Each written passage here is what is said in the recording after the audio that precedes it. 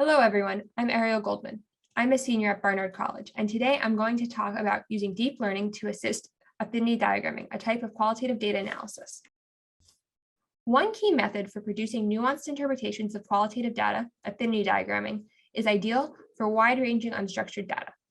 In this method, raw data, such as responses to interview questions and observations, are iteratively grouped from the bottom up, forming a hierarchy that facilitates understanding the data. This process of affinity diagramming is relatively fast compared to methods such as qualitative coding. However, for large data sets, the diagramming process is inefficient and overwhelming. While a smaller diagram may take a few hours to build, larger diagrams can take multiple days. Due to this limitation, researchers may avoid affinity diagramming if their data set is large, causing them to miss out on nuanced data interpretations affinity diagramming can provide. QuAD assists in the affinity diagramming process by providing pre-grouping suggestions for similar notes and by providing a digital layout conducive to large diagrams. The first step of grouping is to determine how similar the data are to each other.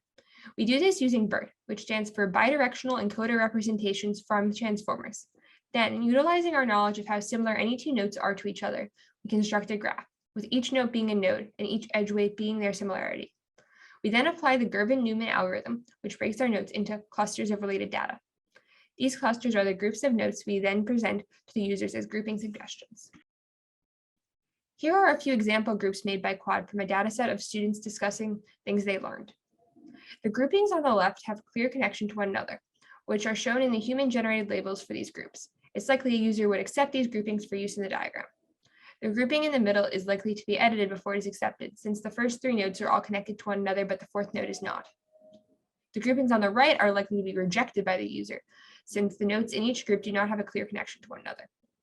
These examples hopefully illustrate that while it's important humans have the final say in the diagramming process, QuAD's pre-grouping suggestions would be a useful tool for diagrammers to help speed up the process.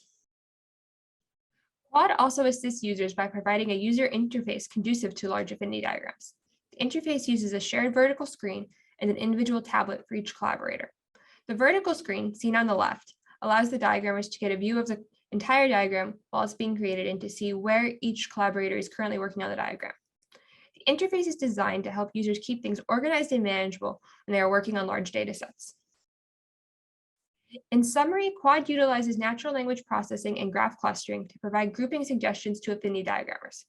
It also provides a user interface designed to facilitate an easy diagramming process with large data sets. The hope is that QuAD, through these features, will make affinity diagramming more efficient and feasible for larger data sets. Thank you all for listening.